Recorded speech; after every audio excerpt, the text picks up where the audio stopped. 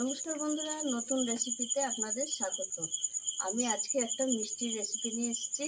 আমি আজকে করে দেখাবো রসগোল্লা। রসগোল্লা করার জন্য আমি নিয়ে নিয়েছি এই যে 500 গ্রাম মানে জাগ ছানা, যাকে বলা হয় জল ছাড়া ছানা। আর এখানে ময়দা, এলাচ, সুজি আর 1 বাটি চিনি। আগে আমি ছানাটাকে এই যে কাঠের বারকোশ নিয়েছি, কাঠের বারকোশের মধ্যে ছানাটাকে ভালো করে মেখে নেব। এই যে এইভাবে আমি ছানাটাকে মেখে নেব। এই যে এরকম হাতের তালুর এই যে এইভাবে ছানাটাকে আমি সবটা মেখে নেব। খানিকটা মেখে নিয়েছি। এবার দেবো 1 চামচ সুজি আর 1 চামচ ময়দা।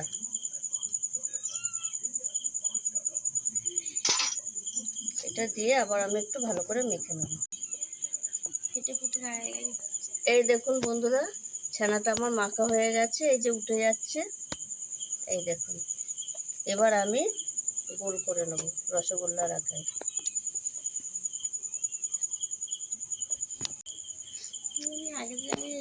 এই দেখুন বন্ধুরা, এবার আমি রসগোল্লার আকারে এই যে গোল করে নিচ্ছি।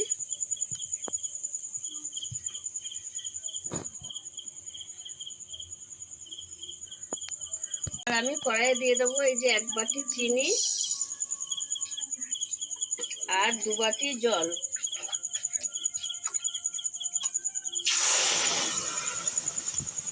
রসগোল্লার জন্য রসটা একটু বেশি লাগবে।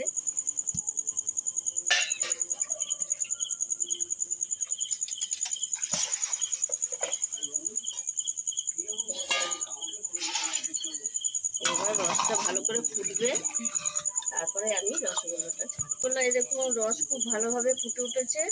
এবার আমি এলাচ দিয়ে দেবো, একটা ভালো গন্ধ আসার জন্য।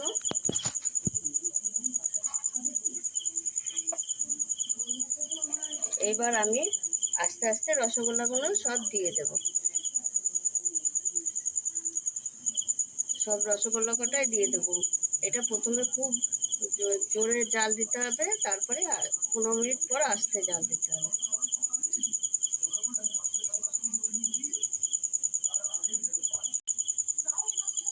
হ্যাঁ, এবার আমাকে হাতে করে মাঝে মাঝে এরকম রসগোল্লাটা এরকম আলগাভাবে এরকম নাড়িয়ে দিতে হবে, তাহলে ভালো ফুলবে রসগোল্লা। এই দেখুন বন্ধুরা, কি সুন্দর ফুলেছে রসগোল্লাগুলো। আমি হাতে করে এইভাবে দেবো আর রসগোল্লার মতো কত ফুলছে। এই দেখুন, দেখুন বন্ধুরা, আমার রসগোল্লা হয়ে গেছে, কি সুন্দর ফুলে গেছে, জায়গাটা ধরছে না। এবার আমি নামিয়ে নিচ্ছি।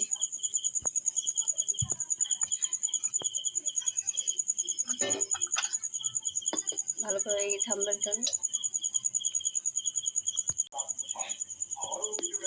এই দেখুন বন্ধুরা, রসগোল্লাগুলো কত সুন্দর হয়েছে। আমি আপনাদের কেটে দেখাচ্ছি কত নরম হয়েছে।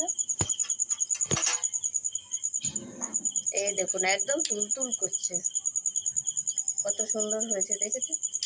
প্রীতি, খেয়ে বলতো কেমন হয়েছে।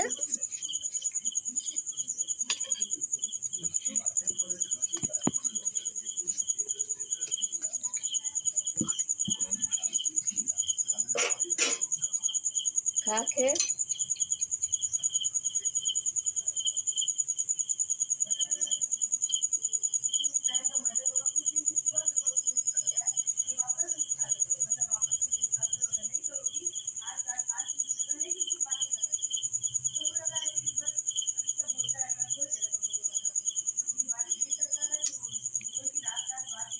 অনেক সুন্দর হয়েছে